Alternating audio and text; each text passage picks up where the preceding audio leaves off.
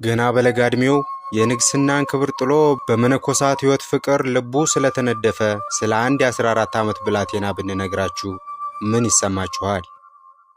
ይህ ሕፃን ገና በልጅነቱ ከአዋቂ በላይ ስለሆነ ታላቅ ማስተዋሉ በገዳም ውስጥ አረጋዊ የሚባል ስም ተሰጥቶታል።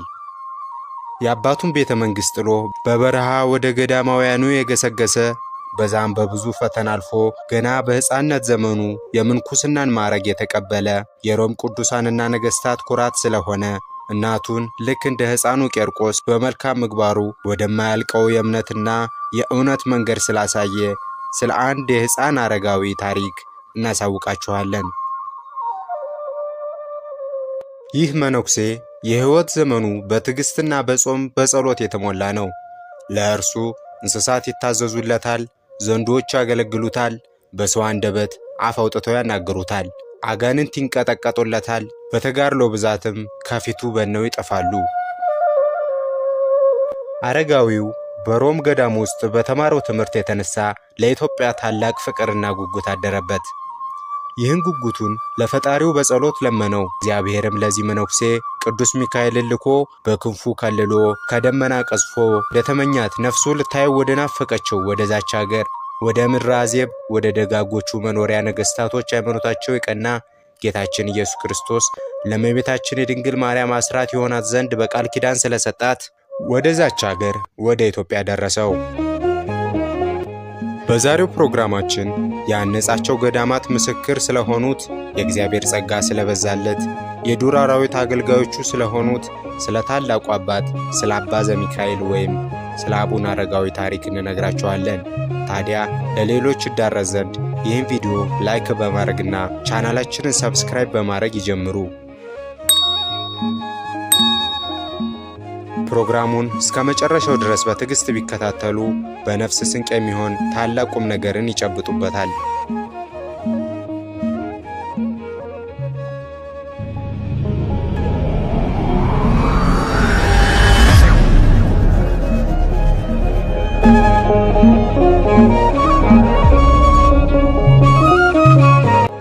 እግዚአብሔር አገልጋይ የሆነ አባ ዘሚካኤል ወይም አቡነ አረጋዊ አባቱ ከሮም የነገሰ ስሙም ይስሐቅ የተባለ ንጉሥ የነበረ ሲሆን እናቱ ደግሞ እርና ትባላለች።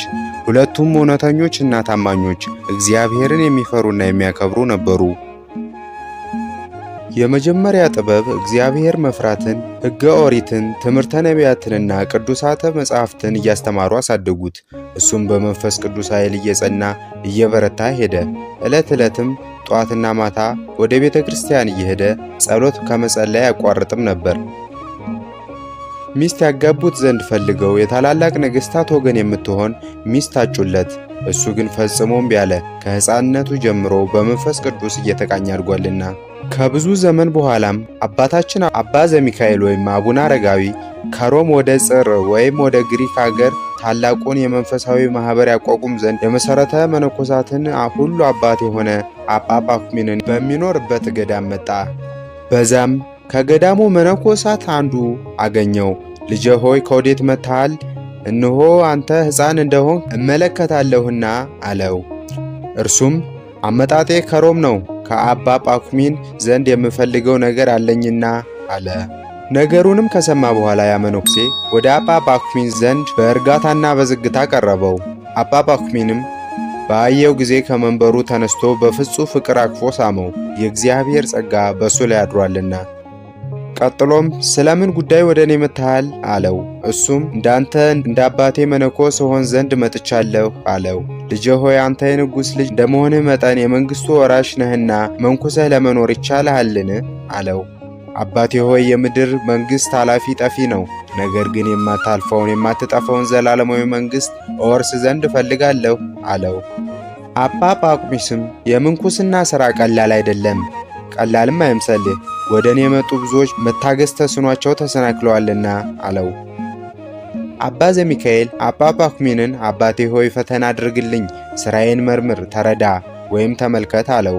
አባ ጳኩሚንም አንተ ራስህን በራስህ ፈትን አለውና እሱም እሺ በጎ ብሎ በገዳሙ ካሉት መነኮሳት ጋር ለጥቂት ቀናት ለፈተና ተቀመጠ። ከዚህም በኋላ አባ ዘሚካኤል ቅዱሳን የፈጸሙትን ተጋድሎና ያላቸውን መንፈሳዊ ትጋት ተመልክቶ ለምንኩስና የሚያበቁትንና የሚያስፈልጉትን ሥርዓተ ትምህርት ሁሉ በፍጹም ልቦናው ተገነዘበ፣ በማመንም ተቀበለ። ከዚህም በኋላ አባ ጳኩሚስም ስለ ሃይማኖቱ ጽናት፣ ስለ ጠባዩ፣ ስለ ቅንነቱ እጅግ አድርጎ ወደደው። የአባቶቻችን የአባ እንጦስንና የአባ መቃርስን አስኬማ ባረከ። እግዚአብሔር ያንተንም አክሊል ምንኩስና ይባርክ ብሎ ባረከው። ከአመነኮሰው በኋላም ስሙን ዘሚካኤል ብሎ ሰየመው። እሱም ልክ እንደራሱ የታመነ ልጅ ሆነለት። አባ ዘሚካኤልም ከተወለደ ጀምሮ የምንኩስና ማዕረግ እስከተቀበለበት ጊዜ ድረስ የነበረው ዘመን 14 ዓመት ነው። አባታችን አባ ዘሚካኤል ገና በሕፃንነት ዘመኑ የምንኩስና ማዕረግ መቀበሉን በሰሙ ጊዜ የሮም ቅዱሳን ወደ እሱ መጡ። አባታችን ዘሚካኤልም ወንድሞቹን ባያቸው ጊዜ ፈጽሞ ተደሰተ። ተገናኙም፣ በኋላ ሰላምታ ተሰጣጡ። እርስ በርሳቸውም ተቃቅፈው ተሳሳሙ። ከዚህ በኋላ እኒህ ወንድሞቹ አባ ጳኩሚንን በክብር አባታችን ሆይ እኛንም አመንኩሰን አሉት። አባ ጳኩሚንም ፈተና ከፈተናቸው በኋላ የምንኩስና አጎናጽፏቸዋልና አመነኮሳቸው፣ ባረካቸውም። ለእያንዳንዳቸውም ስምን አወጣላቸው። ከዚህ በኋላም በዛው በገዳም ቆይታቸው ውስጥ ሳሉ በሀገራቸው ከቅዱሳን አባቶቻቸው ዘንድ በተማሩ ትምህርት ወደ ቀናች ሃይማኖት መለሷት። ዳግመኛም በምድረ አዜብ ብሔረ ኢትዮጵያ በሚኖሩ ሰዎች ደጋጎችና መታሰቢያውን የሚያደርጉ ነገሥታቶቿም ሃይማኖቶቻቸው የቀና ስለመሆናቸው ጌታችን ኢየሱስ ክርስቶስ ለእመቤታችን ለድንግል ማርያም አስራት ይሆኗት ዘንድ በቃል ኪዳኑ እንደሰጣት በቅዱሳን መጻሕፍት አግኝተው ተረዱ። አባታችን አባ ዘሚካኤልም በዚያን ጊዜ አምላካችንን በወለደች በእመቤታችን በድንግል ማርያምና ጌታችን አስራት አድርጎ በሰጣት በዚያች አገር በኢትዮጵያ ፍቅር ልቡ ተነደፈ። ከዚህ በኋላ ማንም ሰው ሳያውቅና ሳያየው ከሁለት ደቀ መዛሙርቶቹ ጋር በሌሊት ወጥቶ ሄደ። ቅዱስ ሚካኤልም እየመራው በክንፉ ተሸክሞት በዘመኑ ባሉት ንጉሥና ጳጳሱ ካሉበት አክሱም ከተማ ፈጥኖ አደረሰው። በዚያም ያለ መምህራንና ያለ አስተማሪ ያመነች የዛችን አገር እምነቷንና የሥነ ሥርዓቷን ሁኔታ ተመለከተ። በዚያም ጥቂት ቀን ከተቀመጠ በኋላ ፈጥኖ ወደ ሮሚያ ሄደና በኢትዮጵያ በዓይኑ የተመለከተውን በጆሮ የሰማውን ሁሉ በዚያ ላሉ ወንድሞቹ ነገራቸው። ወንድሞቹም ከአንደበቱ ይህን ቃል በሰሙ ጊዜ ፈጽመው ተደሰቱ። እርስ በርሳቸው እኛ ወደዚች አገር መሄድ አለብን ተባባሉ። የእነዚህ ቅዱሳን ልብ በክርስቶስ ሃይማኖት የእሳት ወላፈን ተቃጥሏልና ያላቸውን የመገልገያ ዕቃ ይዘው ከታቦታቻቸው ከካህናቶቻቸው ከንዋየ ቅዱሳት መጻሕፍቶቻቸው ጋር እንዲሁም ከመሰል ወገኖቻቸው ጋር ሆነው በአባታችን ዘሚካኤል መሪነት ንጉሡና ጳጳሱ ካሉበት ከአክሱም ደረሱ። ንጉሡና ጳጳሱ እኚህን ቅዱሳን በተመለከቱ ጊዜ ፈጽመው ተደሰቱ። ስላመጣጣቸውም ሁኔታ በጣም አደነቁ። ይልቁንም ስለ ስነ ምግባራቸው ስለ ሃይማኖታቸውም እጅግ አድርገው ወደዷቸው። የእነዚህን ቅዱሳን ያመጣጣቸውን የሚመጡበትን ዘመን ከኢትዮጵያ ነገሥታት አብርሃና አጽብሃ ጀምሮ 6ኛ ንጉሥ የነበረ አልአሜዳ በነገሰ በ5ኛ ዓመት ላይ ነው። በዚያም ቦታ በአንዲት ቀን አባታችን ዘሚካኤል ዱር ለዱር የሚዞር ጋኔን ያደረበት አንድ ሰው አገኘ። በሰውየው ላይ ያደረው ጋኔንም አንተ የእግዚአብሔር ሰው ወይም አገልጋይ ዘሚካኤል ሆይ ታጠፋይ ዘንድ መጣህን? እያለ በታላቅ ቃል ጮኸ። አባታችን ዘሚካኤልም በትምህርተ መስቀል አማተበበትና አፍህን ዝጋ አለው። በዚያን ጊዜም ፈጽሞ ዝም አለ። ጋኔኑም ከሱ ወጣ። ከዚህም በኋላ በእጁ አነሳውና ፈጥኖም አዳነው። ወደ ሀገርህ ሂድ አለው። እርሱም ስላዳነውና ስለፈወሰው እግዚአብሔርን ፈጽሞ አመሰገነ። ሰውየው ግን የእግዚአብሔር ባለሟል የሚሆን አረጋዊ የተባለ የአባታችን ዘሚካኤል እግር ስር ወድቆ አባቴ ሆይ ለ6 ዓመታት ያህል ያሰቃየኝ ከነበረ ደዌ ፈውሰኸኛልና እስከ ለተሞቴ ድረስ ከአንተ ፈጽሞ መለየት አይኖርብኝም አለው። ስለዚህም ልቡን አጽንቶ ተከተለው፣ ደቀ መዝሙሩም ሆነ። የሀገሩም ሰዎች ይህን ድንቅ ሥራ በተመለከቱ ጊዜ ከሰው መጨናነቅ የተነሳ መንገዱን ይሄድ ዘንድ እስኪከለክሉት ድረስ ታላቁም ታናሹም ልጁ አዋቂውም ወደሱ ተሰብስበው ከበቡት። ዳግመኛም ከዚያ ጥቂት እልፍ ብሎ ስሟ አዋል ማኅበር ከሚባል የዛፍ ጥላ ስር አረፈ። እሷም እስከዛሬ ድረስ የቅዱሳን ማረፊያ ሆና ትገኛለች። ቅዱስ አባታችን አረጋዊም ቅድስት ቦታ ዳሞን ባያት ጊዜ 3 ጊዜ ሰገደ። ዳግመኛም እየሄደ ከወንዝ ዳር ሲደርስ አንድ ሰው መጣና ይህ የተሰበሰበ ሕዝብ ምንድን ነው? እሊህስ እነማን ናቸው? ሲል ጠየቀ። ሰዎችም ይህ አባታችን አረጋዊ የተባለ ከሮም ከመጡ ቅዱሳን አንዱ ሲሆኑ እሱም በሀገራቸው ላይ በመንገድ ሲያልፍ ድውይ ይፈውሳል፣ አጋንንትም ይወጣል አሉት። ያ ጎልማሳ ሰውዬም ይህን ከሰማ በኋላ ወደ ቤቱ በችኮላና በሩጫ ሄደ። የታመመ ወይም በሽተኛ የነበረ ልጁን በአልጋ ተሸክሞ መጣ። ከዚያም የታመመውን ልጅ ከአባታችን እግር ስር አስቀመጠውና አባቴ ሆይ ልጄን በጸሎት ኃይል ከበሽታው ትፈውስልኝ ዘንድ እማልድሃለሁ አለው። አባታችን አረጋዊም ጌታዬና ንጉሴ አምላኬ ኢየሱስ ክርስቶስ ይህን ደውይ ከሕማሙ ያንጻው፣ ፈጽሞም ከደዌው ይፈውሰው ወይም ያድነው ሲል ተናገረ። በዚያም ጊዜ ያ በሽተኛ ልጅ ፈጥኖ ዳነና ከሰዎች እኩል በእግሩ እየተራመደና እየሮጠ ሄደ። ይህን ታምር የተመለከቱ የሀገሩ ሰዎችም ፈጽመው አደነቁ። ከዚህ በፊት በሀገራቸው ላይ ድዌ የሚፈውስ አጋንንት የሚያወጣ አይተው አያውቁም ነበርና። አባታችን ዘሚካኤል እንደዚህ እየኖረ ሳለ በአንዲት ቀን ከታላቅ ቋጥኝ አጠገብ ደረሰ። በዚያም ላይ ሆኖ ቅድስት ቦታ ዳሞን ለይቶ አጣርቶ ተመለከታት። በተራራዋ ላይ ለመኖር ወደደ። በአመችነቷም ልቡ በፍቅር ነደደ። ወደ አካባቢዋ ከደረሰ በኋላም ከጫፏ ላይ የሚወጣበትን መንገድ ተመለከተ፣ ፈለገ። ነገር ግን አላገኘም። የተራራዋን ዙሪያ ሁሉ ቢዞር ፈጽሞ ወደ ላይ መውጫ አላገኘም። ከዚህ ተራራ ላይ ወጥቼ ለመኖር እጅግ ፍላጎት ነበረኝ፣ ነገር ግን ወደ ላይ መውጫ መንገድ አላገኘሁም አለ። ይህንን ካለ በኋላ ገደሉ ረጅምና ተራራውም እጅግ ምጡቅ የሆነ ስቋራ የሚሉት ወደ ሌላ ቦታ ሄደ። በዚያም ትንሽ በር መግቢያ አገኘና ከተራራው ላይ ወጣ። በመሸም ጊዜ አንዲት ግማሽ ዳቦ አቅርቦ ባረከና መብላት ጀመረ። ከበላ በኋላ ከዳቦ የተረፈ ፍርፋሪ እንኳን አልነበረም። ቅዱስ አባታችን አረጋዊም ይህች ቦታ ለሱ ተስማሚ እንዳልሆነችና እግዚአብሔር በዚች ቦታ ይኖር ዘንድ እንዳልፈቀደለት በልቡ ተገነዘበ። በማግስቱም ከዚያ ወርዶ የገደሉ ወይም የተራራውን ስም ምንግር ጋር ከሚባል ሌላ ቦታ ሄደና በተራራው ላይ እስከ ማታ ድረስ ሲጸልይ ዋለ። ከዚያም ትንሽ የዳቦ ቁራሽ አምጥቶ ባረከና በላ። አሁንም ስላልተረፈው ይህች ቦታ ክፍሉ እንዳልሆነች አወቀ። በዚያም ሌሊቱን ሁሉ ሲጸልይና ሲሰግድ አደረ። በነጋም ጊዜ ከዚያ ተነስቶ ሙዓዝ ወደሚባል ተራራ ሄደ። ለዚህም ገደል ወይም ተራራ መግቢያ በር ወይም መውጫ መንገድ ነበረው። በመሸ ጊዜ ዳቦ አቀረበና ባርኮ በላ። ነገር ግን ከዳቦው ፍርፋሪ እንኳን አልተረፈውም። ይህም ማድረጉ በመብል ምክንያት ወይም ማዕዱ ባለመትረፉ ምክንያት አልነበረም። እርሱስ በየሳምንቱ ሐሙስ ዕለት በስተቀር ምግብ አይመገብም ነበርና። ነገር ግን በረከት በየት ቦታ እንደሚወርድና መኖሪያውስ በምን ወይም በየት ቦታ እንደሆነ ለማወቅ ፈልጎ ነው እንጂ። ይህችን የበረከት ቦታ ደብረ ዳሞን ለወዳጁ ማረፊያ ትሆነው ዘንድ የሚሰጠውንና የሚያደርገውን እሱ እግዚአብሔር ያውቃልና እግዚአብሔር አምላኬ ወደዚህ ተራራ የምወጣበትን ረዳት ይልክልኛልና እሱ ሁሉን ስለሚያውቅ ከእሱ ዘንድ የጠየቅኩትን ሁሉ ይፈጽምልኛል። ከዛሬ ጀምሮ ወደዚህ ወዳገኘኋት ተራራ መሄድ አለብኝ አለና ከዚያች ተራራ ወረደ። ከዚያም ወደ ደብረ ዳሞ ተመልሶ ሲሄድ ከድንጋይ ላይ የሚመነጨ ምንጭ ውሃ አገኘ።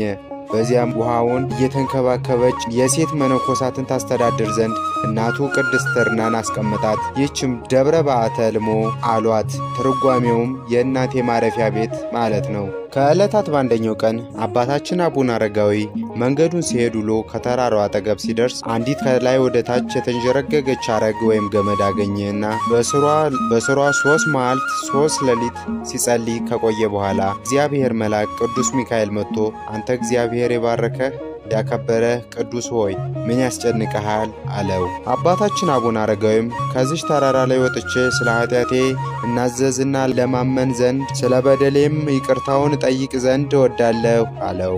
የእግዚአብሔር መልአክም አንተ የእግዚአብሔር አገልጋይ አረጋዊ ሆይ ሰማይንና ክብርን በመሻት ምድራዊውንም መንግሥትህን የናቅ ያቃለልህ ስለ እግዚአብሔር ብለህ ይህን የኃላፊውን ብልጽግና ንቀህ ሥጋዊ ችግሮችን በማምራት በሰላማዊ መንግሥት ታላቅ ክብር ተዘጋጅቶልሃልና ስለዚህ ወደ ተራራው የምታርግበትን እግዚአብሔር እስኪልክልህ ድረስ ለጥቂት ጊዜ ታገስ አለው። ይህንም በሰማ ጊዜ ከችኮላው የተነሳ ልቡ አዘነ። መንፈሱም ተጨነቀች። ልቡ በተራራው ፍቅር ተነድፏልና ወደ እሷም ፈጥኖ ለመውጣት ቸኩሏልና። ነገር ግን የትዕግስቱን ሰፊ መሆን እግዚአብሔር የትዕግስቱን ጽናትና የመንፈሱን ጠንካራነት ለመመርመር ፈጥኖ ወደ ተራራው አላወጣውም። ከዚህ በኋላ የእግዚአብሔር መልአክ ቅዱስ ሚካኤል ዳግመኛ ወደሱ መጣ። መልአኩም የእግዚአብሔር ወዳጅ አረጋዊ ሆይ አይዞህ፣ አትፍራ፣ ስልጣን ተሰጥቶሃልና እስከዚያው በገመዷ ወይም በሐረጓ በስተቀኝ በኩል ባለችው ቦታ ተቀመጥ። ወደ ተራራው ጫው ያወጣህ ዘንድ በገመዱ ፈንታ ቁመቱ 60 ክንድ የሆነ ታላቅ ዘንዶ እግዚአብሔር ይልክልሃል አለው። እርሱም በጾምና በጸሎት 14 ቀን በዚያ ተቀመጠ። ከዚያም የታዘዘው ዘንዶ በ3 ሰዓት መጣ። የመላእክት አለቃ ቅዱስ ሚካኤልም ፈጥነ ተዘጋጅ፣ ወደ ተራራው ያወጣህ ዘንድ የእግዚአብሔር የታዘዘው ዘንዶ ወደ አንተ መጥቷልና አለው። ዘንዶም እንደታዘዘው ወደ እሱ ቀረበ። ብፁዕ አባታችን አቡነ አረጋዊ ዘንዶም ባየው ጊዜ ፈጥነ ጅራትህን ወደ ታች አድርግና ወደ ተራራው አውጣኝ አለው። ይህ ዘንዶ ግን ጅራቱን ወደ አባታችን ወደ አቡነ አረጋዊ አላወረደም ነበር፣ ነገር ግን በተራራው ወገብ አስቀረው እንጂ። ይልቁንም ዘንዶ አባታችን አቡነ አረጋዊ ከዚህ ተራራ ላይ ምን አለ በማለት በሰው አንደበት ተናገረው። ዳግመኛም ስማይ ልንገርህ፣ በዚህ ተራራ ላይ በክንፍ የሚበሩ በቀር የምትበለው እንጀራ ወይም ራስን የምታስጠጋበት እንጨት ወይም ዛፍ እንኳ አይገኝልህም። ምን ታደርጋለህ? በእሷ ዘንድስ የሚገኙ በቀን የፀሐይ ሐሩር፣ በሌሊት ቁርና ውርጭ ብቻ ናቸው አለው። አባታችን አቡነ አረጋዊም ይልቅስ ጅራትህን ወይም ጭራህን አውርድና የታዘዝከውን ሁሉ ፈጽም፣ እግዚአብሔር የሚያሳጣን ነገር የለምና አለው። ይህም ባለው ጊዜ ጅራቱን አወረደ። የመላእክት አለቃ ቅዱስ ሚካኤልም አባታችን እንዳይደነግጡ ዘንዶውንም በእሱ ላይ ጉዳት እንዳያደርስበት ሰይፉን ይዞ በጎኑ ሆኖ ይጠብቀዋል።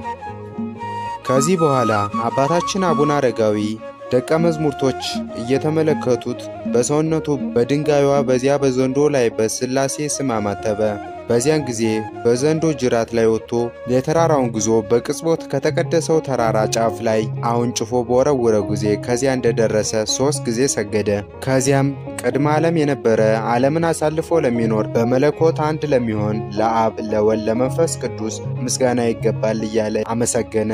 ስለዚህም ደብረ ሃሌሉያ ተብሎ ተሰየመ። በዚያች ተራራ ላይ ለመኖር ያደረገውን ልመና እግዚአብሔር ሰምቶ ምኞቱን ስለፈጸመለትና ከተራሮቹ ጫፍም ላይ በመውጣቱ እጅግ ደስ ስላለው ከፍ ያለ ምስጋና ቀረበ። ያችም ተራራ ሁለመኗ ብርሃን ተመላ። ከቀድሞ ይልቅ የድምቀትና የመወደድ ግርማ ሞገስ ተጨመረላት። ብሩህ ደመና መጥቶ ሸፈናት። መላእክትም እንደ ታላቅ የበዓል አከባበር ስብሰባ ተሰብስበው ከብዛታቸው የተነሳ ተጨናነቁ። በቀንና በሌሊት ያለማቋረጥ ጎበኟት። በመሸም ጊዜ አንዲት አነስተኛ ዳቦ አንስቶ ባረከ። መብላትም ጀመረ። ዳቦዋ ግማሽ እስክትሆን ከበላ በኋላ በግማሽ ዳቦ ጠገበ። ስለዚህም ነገር እግዚአብሔርን ፈጽሞ አመሰገነው። ቀድሞ በሄደባቸው ወይም በጎበኛቸው ሌሎች ተራራዎች ይልቅ በዚህ ቦታ በረከት እንደወረደ ተመልክቷልና። በዚያችም የዳቦ ግማሽ አምሳል በኋለኛውም ትውልድ ምልክት ትሆን ዘንድ እንጨት ጠርቦ ወይም ቀርጾ አስቀመጠ። ይህችም ምልክት እስከ ዛሬ ድረስ ትገኛለች። የቅዱስ አባታችን ደቀ መዛሙርትም ከታች ወደ ላይ የሚወጡባት ከላይ ወደ ታች የሚወርዱበት ከታላላቅ ከረጃጅም እንጨት መሰላል ሰሩ። አባታችን አረጋዊ ግን ከዚያች ዕለት ጀምሮ ከሰው ተለይተው እስከ ተሰወረባት ቀን ድረስ ምድራዊ ህብስትን ፈጽሞ አልበላም። ይህችን ቦታ እጅግ አድርጎ ወደዳት። ትዕቢተኞች ሊረግጧት የማይቻል ኃይለኞች ወይም ሽፍቶች በመሳሪያቸው ኃይል የሚያደርሱባት ከምድር ወይም ከላይ ወደ ታች ከፍታ ያላት ሆና አግኝቷታልና ወደ እርሷም እሱ ካልፈቀደ በቀር የሚወጣ የለም። ስለዚህም በእሷ ዘንድ ሊኖር ወደደ። እሱ ጸጥታንና ብቸኝነትን ወዳጅ ነውና።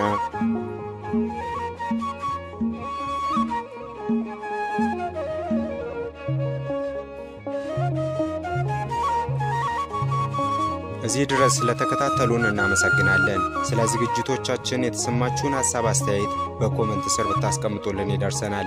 በቀጣይ የሚለቀቁ አስተማሪ መንፈሳዊ ታሪኮች እንዲደርሱ ቻናላችንን ሰብስክራይብ እና ቪዲዮአችንን ላይክ ማድረጉን አይርሱ። ይህን ቪዲዮ ቢያዩ ይጠቀማል ለሚሉት ወዳጃችሁ ሼር በማድረግ ተገባበዙት። ይቆየን።